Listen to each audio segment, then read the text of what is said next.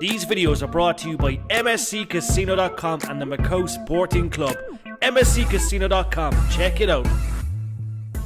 Also, be sure to check out PF Painters and their website, pfpainters.com. You are watching Sports Matters TV. Okay, welcome to Sports Matters TV in association with the Macau Casino and PF Painters. A big shout out to Paul Fittis and all the crew as always. We do interviews regularly in Cork, not as much as I like to because we're always on the road, but it's always good to be back on home soil and talk boxing. The man next to me is a guy I've been watching since day one. Incredible career so far, and he's one of the biggest prospects in Irish boxing, and he'll no longer be a prospect in due course, he'll be a champion. But Cathal, it's good to have you here. It's been a busy few months for you, but listen, the pro game has started well for you. Let's address that. How have you found the pro game so far? Alright, Jerry boy, thanks for having me on. About time really, I suppose. It's been a while coming now at this stage, but the pro game, it's picking up well for me now at the moment. 7-0 and 6-0. Well, we're thinking soon, yeah. We're thinking ahead, you know. We're thinking for the future, but it's going very well at the moment. Getting great fights in. My last fight now, probably the biggest to date, on a big undercard for Dillian White, and with my gym mates Thomas Carty and Mike Perez on the card as well. It was a great night for the gym and great night for myself. Got a 4-round stoppage and kind of showed the world a little taster of what I have for the future. Definitely. Now look, you're absolutely dedicated. You know, online we're seeing you training all the time. You're working with some great fighters. We mentioned Mike Perez and Thomas, two guys I know very well. But let's talk to the team first of all. Look, there's obviously been a great team around you since day one, even before you turned pro. Let's talk team. What does that mean to you, having good guys around you? Yeah, definitely. It's a great advantage having the team I have around me. Pascal, my trainer, my manager, he's great knowledge, vast experience in the pro ranks, from himself being a pro boxer, training alongside his brother for many, many years when he was world champion, training under Petronelli's over in Boston, and learning his craft under Freddie Roach and the Petronellis. So he's a great guy to have in my corner, and I have the backing of Spike, a Cork boxing legend really. He's been backing me since day one. He's who brought me up to Pascal first day. He's seen the potential in me, and I'm just happy with how it's going, and we'll see how far we can take it. Definitely. No, I'm glad you mentioned Spike. Look, he's iconic when it comes to Irish and Cork boxing. A man that's done a lot as a boxer, and there's still much more to do for Spike, I believe. But you know what's he could have done with you? Obviously, look, he's taken you under the wing, and that's probably, it's a big deal. Like, he's always spoke highly of you, and you know what I mean, to have a guy like that with the experience and knowledge is obviously huge. Yeah, definitely big time. I know Spike from years ago. We actually have a picture there from about 10 years ago when I won an Irish title, and he was presenting me with an award. And then come on years later, then we started working together with the same strength and conditioning coach, Dave O'Connell. Legend. And since then, Joe, he's seen the potential in me, and he's seen the hard work and dedication I've been putting in, and from there he's just took me under his wing, as you said, and he's been with me every step of the way. He's been at the corner for all my fights except one, just because he was fighting himself the next night, and he's backing me 100%. We train together all the time, and it's a great relationship I have with him, and I'm very grateful for the support he's been showing me since day one.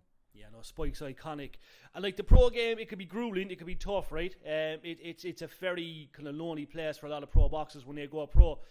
You've talked to it like a duck takes to water. Like you made it look easy. You know what I mean? We're seeing all the social media stuff.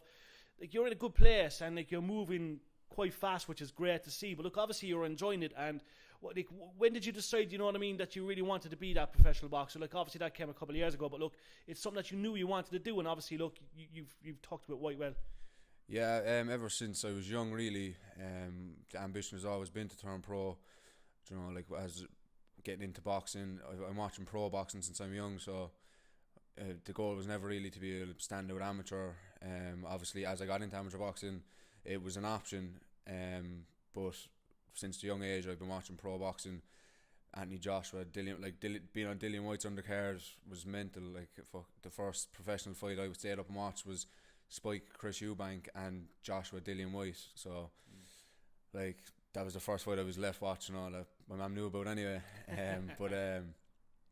So, like, it's always been the goal to turn professional, and I was sticking at the amateur, getting the experience as you should, but I got a few bad decisions towards the end, and just was fed up with it, sick of it. So I took it into my own hands and said, I'm gonna do it now. I'm gonna give it my all, and I'm gonna see how far I can take it.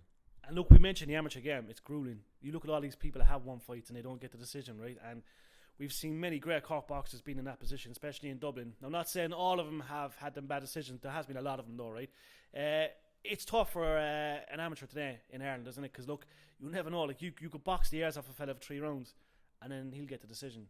Yeah, it's a heartbreaking scenario, really. Like when you're after putting all the hard work in for weeks, missing family events, missing parties, whatever, dedicating yourself, putting the work in, and then judges ringside can just rip it off you, even though you're after doing everything right and winning the fight in the majority of people's eyes. But that is amateur boxing. To be fair, as you said, it's a tough game in Ireland at the moment, but there's nothing I can really do to change that. So that's why I washed my hands with it and went the pro route. I think it's bad when you do see that happen, because I've seen a couple of decisions. I've even seen a beaten fighter shake the guy's hand and said, "Well done, you won that fight," and then the guy that thought he was beat actually won it, and he's like, "I'm sorry about that, but you know what I mean?" But it's grueling. We're seeing a lot of fighters go professional now, especially in Cork. You know, I've got yourself, Stephen Kearns, Callum Walsh, Aaron O'Donoghue. It's a good place right now to be supporting Cork boxers, but the pro game, it could be very luxury at the end. Obviously, look, you know what I mean, you've got a good team behind you. There'll be many more big fights on the horizon for you, but you're looking to obviously have a couple of fights this year. Anything in the pipeline in the next couple of months? Obviously, look, we know fights are supposed to happen, they don't happen, but I suppose you'll be looking to get out before the summertime, will you?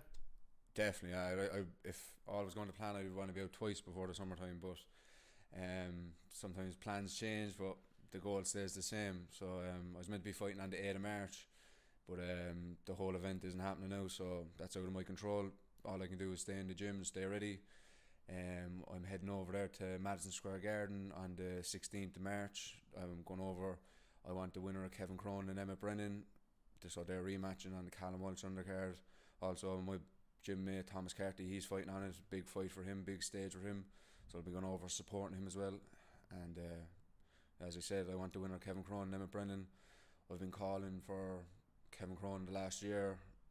Never really called out Emmett Brennan, to be honest, but I'm taking all comers, so whoever wins, I'll be sitting there ringside and I'll be ready for you. I love it. And how does that fight go? Because look, it's a big domestic fight, especially for the fans in Ireland. So like, you know what I mean, we mentioned 2 fighters that they fought in Dublin there a few months back. How do you see it going? Because look, obviously you observe your opponents. Do you think it's a really good fight for you? I see myself beating either one of them, whoever wins. From the last fight, I thought Kevin won the fight. Brendan got the decision. You know, as we were just talking about decisions, you can't let it go to the judges, which is what I love about professional boxing, because you have the time. You don't have 3 rounds. You have 10, 12 rounds, 8 rounds. Get fellas out of there. Take the judges out of the equation, which is what I'll be doing if I'm fighting either one of them. But I see it going similar to the first fight, to be honest.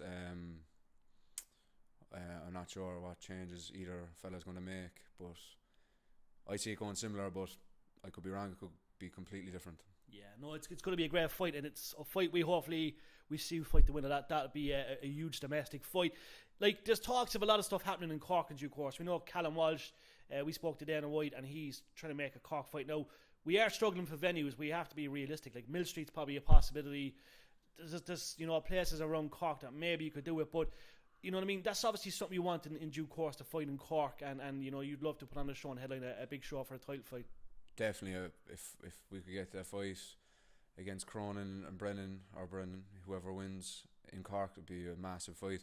As you said, Callum Walsh might be bringing a show back. If he brings a show back, I would have no better co-main event for the Irish title against either one of them guys, or against anyone in Ireland. Really, I'm more than welcome to welcome all comers at this stage. To be fair, I just want to fight. That's what I'm here to do. So I'll fight anyone.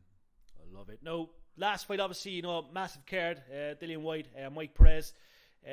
Obviously, two good guys. Did they give you any bit of knowledge? Obviously, look, I know Perez, he's a legend. We interviewed him when he won prize fighter. That would have been, I think, 2011. So we're talking, what's that, 14 years ago I first got to meet Mike Perez. But the fact he went from heavyweight to cruiserweight, just a specimen and a half. And look, I'm sure he'll hopefully win a world title this year or next year. But obviously, two great guys, Thomas as well. These are guys that can have huge success moving forward as expected. Oh yeah, definitely. Perez, an absolute specimen, as you said. He's in some shape since he got down from heavyweight. Yeah. He's in some shape, and he puts the work in every day. And I'd say it's only a matter of time before he wins the world title. And I'd say he might win the world title and call it a day. But look, he has the skills. He's the skills to pay the bills, and big time he can win a world title against any of the world champions currently at cruiserweight. So hopefully in the not too distant future, that can go ahead. And Thomas as well, he's only getting better with every fight.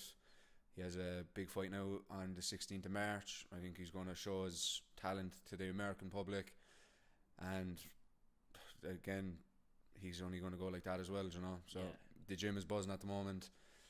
The two boys are kind of spearheading at that top level, and my plan is to come right behind them and take off. You will. And listen, it's obviously you're expecting hopefully 2 fights before the summertime. What is your proposed plan for the year? Obviously 3-4 fights within the year, because look, you're probably fast approaching the 10-0. That's what you're going to want. Maybe get that done in the next 6 to 8 months if possible. But obviously 2025 is a big year, but obviously 2026 then it's another major year. But would you be looking to challenge for a title this year? I think that's something that you should definitely be looking at. Definitely, I want to. I've been calling for the Celtic and Irish title there since last year. Really, I was trying to fight Kevin. He declined 2 fights with me last year, and there was talks of a fight with Jamie Marcy, but he's after retiring now with a hand injury. So I've been calling for these fights, and people just aren't taking fights with me. Maybe they don't think I'm a big enough name, and maybe I'm too big of a risk, too little reward. But this year, definitely, it's only inevitable that I'm winning one of these titles, and I'm gonna take over the super middleweight division in Ireland. Well, I think so too. And like we mentioned, look, obviously European titles and obviously world titles. Would European be something you'd look at, or was it just more world titles moving forward for you after the domestic titles? So not after the domestic titles. I'd like to take a step across the pond and smash a few of the English boys up. Anyone in particular? None in particular, but at the rate that the division to be changing, so I have to get through the domestic scene first, and then we can go across, and we'll see who's there when I'm ready to go over there. Fight a few English fellas, maybe win a European title, and then step up, title eliminators, world titles. It's all ahead of me. If everything goes to plan. I'm sure it will go to plan. And look, it's a great time to be a boxing fan and a boxer. We mentioned all the promotions right now, Matchroom Boxing. Obviously, Uncle Frank Warner's doing some great stuff with Queensberry. There's so much going on right now in the UK. It's obviously a market you'd like to dip into in due course, just like you said. Yeah, definitely. It's kind of like it's the hub for boxing and for world boxing, really. Eddie Hearn, Frank Warren with Turkey Al Sheikh they're leading the dance, worldwide. He's changing the game. Yeah, he's changing the game, bringing back the Ring magazine, the whole lot. And paying the fight as well too, I think. Yeah, definitely. All the fighters that are fighting over in Saudi, they're getting, I'd say, triple what they're more, even more. I'd say 5 times more than what they'd be getting if they had them fights in England. So yeah, as I said, win domestic titles, dominate the Irish division, and when I'm beating the English boys, then Frank and Eddie will have no choice but to look at me. They will, because we're going to be saying it to him anyway, definitely. And Carl, look, you're obviously, you put in a lot of work, we see the dedication you put into this game. What does the support mean? Obviously, look, you have a massive fan base in Cork and in Ireland, and I'm sure now across the waters that's going to come, because obviously the Americans love watching the Irish fighters, so obviously that means a lot to you, my man. Yeah, definitely. It's always great to support. It's a lonely sport. Inside here now, I'd be down here on my own most days when I'm not in Dublin training or long runs on your own. It's the support is amazing in Cork, and it's been there since the get-go, really, since amateur days even. Friends, family been supporting me since the very start, and I appreciate it greatly. And so it's one of the reasons why I want to keep pushing on, and I want to give them big nights. I want to give them memories for the rest of their lives, not just my life. I like giving my friends, my family, memories that they can cherish forever as well. Yeah, no, I love it. Listen, guys, this man, if you don't know, even though you do know, he's one of the biggest prospects in Irish boxing and in world boxing. You're going to get sick of seeing him, because we're going to see each other a lot as the months and weeks go on. But yet again, guys, check him on social media. We'll have all the details of all his upcoming fights as soon as they're announced in due course. But Cathal, thank you very much, my man. We appreciate it, and we're looking forward to your journey ahead. Thanks for having me on, Jerry. Anytime. See you later. And it was well overdue. It was well overdue. It was overdue, yeah. Thanks, chap. Appreciate it.